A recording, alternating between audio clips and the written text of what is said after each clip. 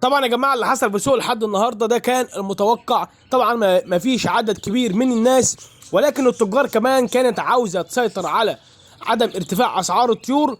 يعني بشكل عام كده ان التجار مش عاوزه اسعار الطيور ترفع بعد ظل غلاء حبوب البيكم والفلارس. طبعا ما زالت ناس كتير بعد ارتفاع اسعار الحبوب البيكم والفلارس ديت، ناس كتير هتصفي طيورها. يعني كمان حاجه ونأكد عليها في مقدمه الفيديو كده ان التجار ما زالت بتلم جميع انواع الطيور، سواء الكوكتيل او الاسترالي او الروز. طبعا هم دول ميزان السوق، الثلاث طفرات دول او الثلاث انواع دولت بشكل عام، دول المطلوبين في السوق بشكل كبير. طبعا النهارده كان مطلوب الكوكتيل، طبعا زي ما احنا عارفين ان الكوكتيل بجميع الوانه وجميع طفراته ملموم ومطلوب في التصدير. وكمان احب اعرفكم ان الفتره اللي جايه هيكون في حركه لم او طلبيات شغاله بشكل كبير الفتره اللي جايه.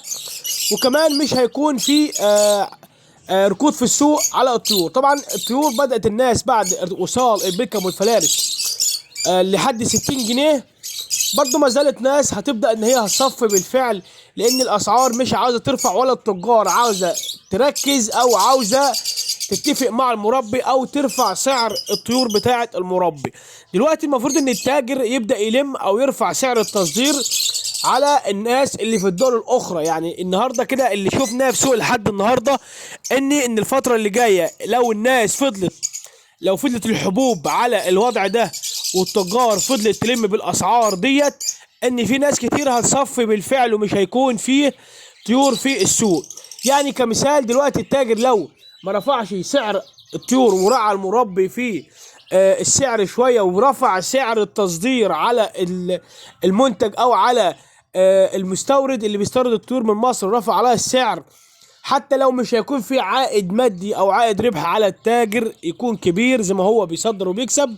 يعني لو بيكسب 100 المفروض يكسب النص، هيكسب 50 او يكسب 20 او يكسب 10. المهم يكون في مصدر مكسب، ما يكونش في خسارة بالنسبة للتاجر اللي بيصدر الطيور، حتى لو كان على حساب ان هو يرفع سعر الطير للمربي، لان المربي ده اللي بيديله الطيور اللي هو هيصدرها بره. كمثال النهارده السوق مش متواجد فيه ناس كتير، وده احسن حاجه النهارده ان الناس مش متواجده في السوق النهارده كتير، وده اللي احنا عاوزينه، وما يكونش فيه ناس كتير في السوق. يعني كمثال لو انت بتنزل بكميه كبيره السوق بطيور، حاول بقدر امكانك ان انت تقلل من نزولك السوق بكميات كبيره. يعني زي ما قلنا وبنقول في كل الفيديوهات ان احنا بنوعي الناس. النهارده في سوق الحد ما كانش فيه عدد كبير جدا من الناس، وده اللي هيخلي الاسعار هترفع الفتره الجايه دي، ان في طلبيات مطلوبه وفي لم على جميع انواع الطيور. وبعد العيد ان شاء الله هيكون في طلبيات كمان تصدير مطلوبه. واحب اعرفكم بالخبر ده، انت تمسك بسعر طيرك، لان كيلو الفلارس خلاص اصبح الان ما بقاش جايب حق جوز استرالي كبير شغال. يعني الاسترالي الكبير الشغال بتلم في السوق ب 70 جنيه و80 جنيه. النهارده عشان تحاول ان انت تكبر زغاليلك تخليها كبيره شغاله، لو ما فيش لم على الزغاليل الكبيره الشغاله، يعني لازم احنا كمربين او كهواه نحاول ان احنا بقدر امكاننا نتمسك بالاسعار الطيور. انا كواحد من الناس بعرض روز او بعرض زبرة او بعرض استرالي او بعرض ريمبو او بعرض كناري او بعرض جميع انواع الطيور، لازم بعمل حساب تكلفتها. سواء الجوز ده الاسترالي معايا ده بياكل في العش قد ايه، يبقى الزغاليل بتاعته تتباع بقد كده. الروز الزغاليل بتاعته بتتباع بقد كده عشان خاطر هو بياكل في العش قد كده. الزبره بيجيب لي مثلا في العش جوز او اتنين بياكل بقد كده، الزغاليل بتاعته ما تتباعش اقل من كده.